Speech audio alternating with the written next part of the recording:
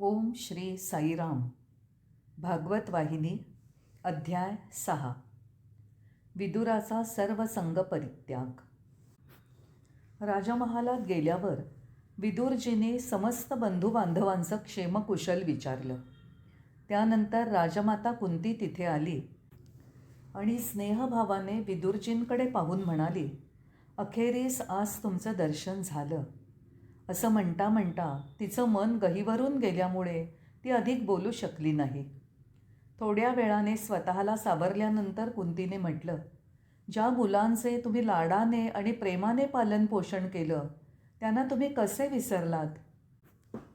माझ्याशी आणि इतरांशी असलेल्या स्नेहसंबंधांचं तुम्हाला स्मरण झालं नाही का? केवळ तुमच्या कृपाशीर्वादांमुळे आज माझी मुलं या राज्याचे शासक बनू शकली. अनेक कठीण प्रसंगात जर तुम्ही त्यांचं रक्षण केलं नसतं तर आज ते कुठे असते सांगता येत नाही.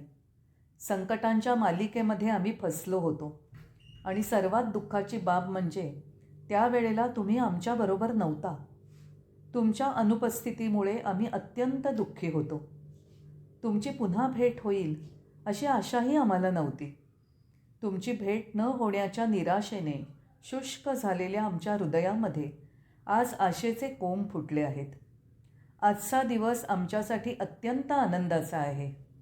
कुंतीदेवी अश्रू पुसत आपला आनंद व्यक्त करत त्यांच्या बाजूला बसली.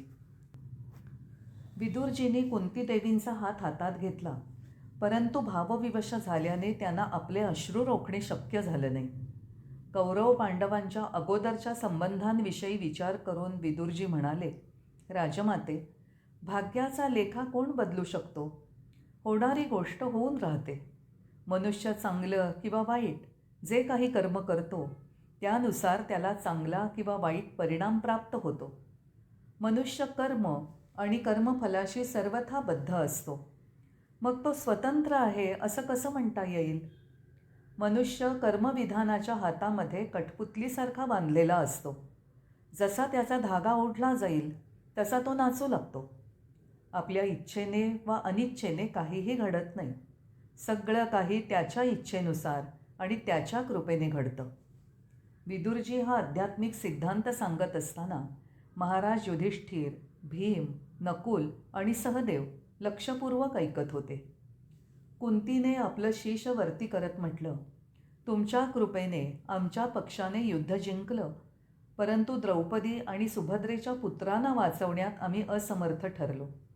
दुर्भाग्याने आम्हाला चहूबाजूने ग्रासलं आहे. तुम्ही म्हणता ते सत्य आहे. दुर्भाग्यापासून कोण बचाव करू शकतो? जे झालं ते विसरून जाणंच ठीक आहे. जे ठीक केलं जाऊ शकत नाही त्याकरता पश्चात्ताप करणं व्यर्थ आहे. या स्थितीमध्ये मी असं म्हणू शकते की माझ्या दुःखी मनाला तुमच्या भेटीमुळे खूप मनःशांती लाभली आहे. इतके दिवस तुम्ही कुठे होतात? विदुरजी म्हणाले की इतके दिवस ते पवित्र स्थळांची यात्रा करत होते. समस्त पांडव बंधू अत्यंत लक्षपूर्वक विदुरजींच्या यात्रांच्या कथा ऐकत होते आणि मध्ये मध्ये त्यांना त्या पवित्र स्थळांच्या संदर्भात काही प्रश्नही विचारत होते.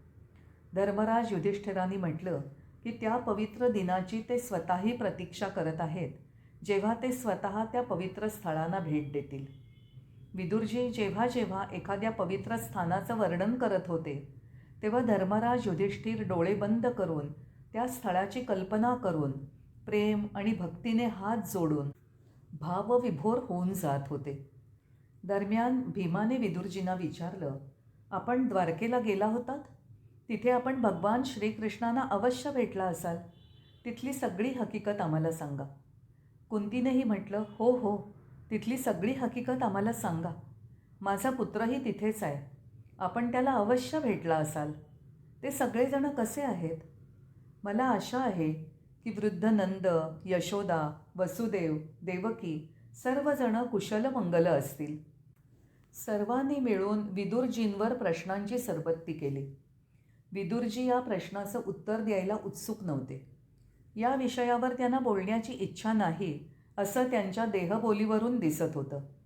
कारण द्वारकेच्या मार्गावर असताना उद्धवांनी त्यांना अशी सूचना दिली की समस्त यादव कुल आपापसात लढून नष्ट झालं आणि भगवान श्रीकृष्णानेही मानवी देहाची आपली लीला समाप्त केली.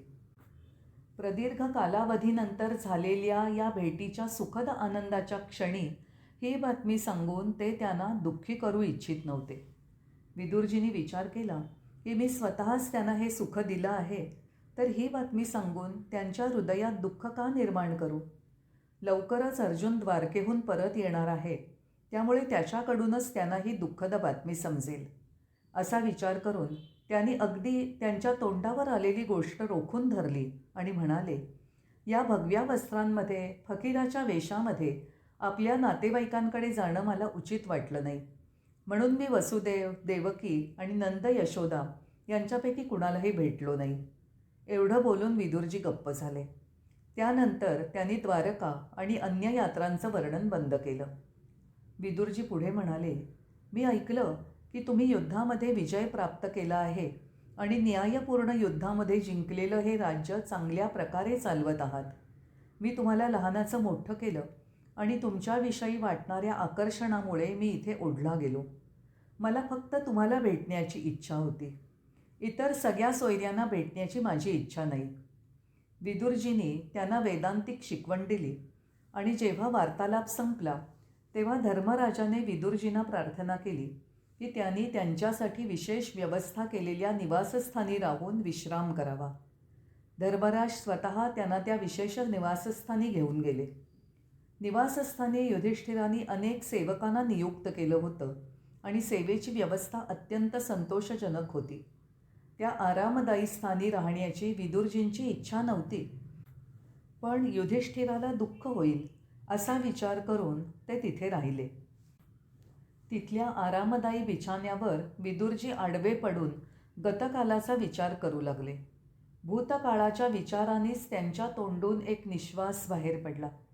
त्यांच्या मनात विचार आला की त्यांचा बंधू धृतराष्ट्र यांनी कशा प्रकारे अनेक डावपेच रचून आपलाच बंधू पांडू याच्या पुत्रांना नष्ट करण्याचा प्रयत्न केला आणि त्यातून आपल्या समस्त कुलाचा नाश केला.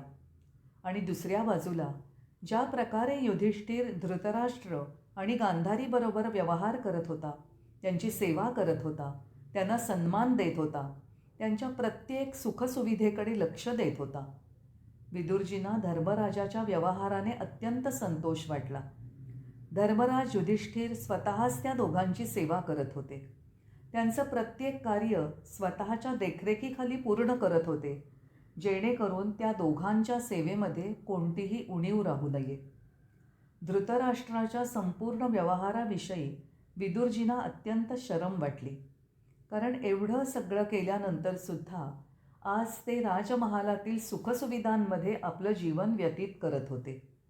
खरं तर असं व्हायला हवं होतं की धृतराष्ट्रांनी आपल्या मानवदेह प्राप्तीचं लक्ष्य प्राप्त करण्यासाठी पूर्णतः प्रयास करायला हवा होता. जीवनमरणाच्या चक्रातून मुक्त होण्यासाठी त्यांनी साधना करायला हवी होती. या भौतिक सुखसोयींवर लाथ मारून ईश्वराची आराधना करायला हवी होती. विदुरजींना असं जाणवलं की त्यांचा भाऊ अज्ञानाच्या अंधकारामध्ये बुडून आपल्या जीवनाची जी काही 2-4 वर्ष शेष राहिली आहेत तीही नष्ट करत आहे. स्वतःच्या यौगिक शक्तीने विदुरांनी पाहिलं की भगवान श्रीकृष्णाचं संरक्षण प्राप्त असलेले पांडवही आता फार काळ या पृथ्वीवर राहणार नाहीत. त्यांच्या प्रयाणाचा समय निकट आला आहे, कारण श्रीकृष्ण जे आपल्या लीलाकालामध्ये त्यांना संरक्षण देत होते ते त्यानंतरही त्यांचं परमहित पाहतील. पण पांडवांच्या प्रयाणानंतर अंध धृतराष्ट्र अत्यंत दुःख भोगतील.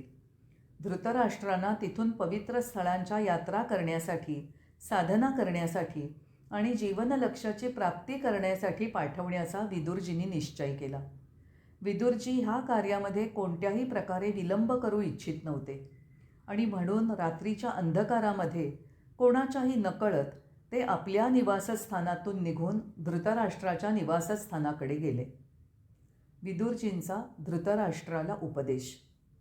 अंध धृतराष्ट्र आणि गांधारीला विदुर नगरामध्ये आल्याचं समजलं होतं आणि ते विदुरांच्या भेटीची प्रतीक्षाही करत होते. विदुर धृतराष्ट्रांच्या निवासस्थानी पोचल्यावर धृतराष्ट्रांनी त्यांना आदराने आपल्या समीप बसवलं. विदुराने त्यांना क्षेमकुशल विचारल्यावर त्यांनी आपल्या वंशनाशाचं दुःख व्यक्त केलं. धर्मराज युधिष्ठिराने त्या दोघांसाठी केलेल्या राजभवनामधील सुखसुविधांनी युक्त व्यवस्थेची धृतराष्ट्रांनी प्रशंसा केली. पण वस्तुस्थिती पाहून विदुरजींचं मन अशांत होतं आणि ते उचित समयी धृतराष्ट्रांना संसार त्यागण्यास सांगण्याचा विचार करत होते. विदुरजींनी त्वरित त्यांच्या संवादाचा रोग बदलला. राजा धृतराष्ट्रांनी केलेल्या दुष्कर्मांसाठी विदुरजींनी त्यांची निंदा करायला सुरुवात केली. त्यांची कटू वाक्य ऐकून धृतराष्ट्र अत्यंत दुःखी होऊन म्हणाले, हे बंधू, आम्ही अगोदरच आमच्या 100 पुत्रांच्या मृत्यूने शोकाकुल झालो आहोत आणि तू तुझ्या कटू वाक्याने आमच्या जखमेवर मीठ चोळण्याचं काम करतोयस. तुझा हा व्यवहार उचित आहे का? दीर्घ काळानंतर तुझ्या भेटीने जो आनंद आणि सुख आम्हाला प्राप्त होणार होतं, त्या अगोदरच तू आम्हाला दुःखाच्या सागरामध्ये ढकलून देतोयस. माझं भाग्यच असं आहे की सगळेजण मला हसतात आणि मलाच दोष देतात. मी तुलाही काही म्हणत नाही. धृतराष्ट्र हताशेने आपल्या हातांवर डोकं टेकून खाली बसले. विदुरजींनी पाहिलं की राजाच्या मनामध्ये संसारिकतेविषयी विरक्ती निर्माण होण्यासाठी हा सर्वात उत्तम समय आहे, ज्यामुळे त्यांचं कल्याण होऊ शकतं.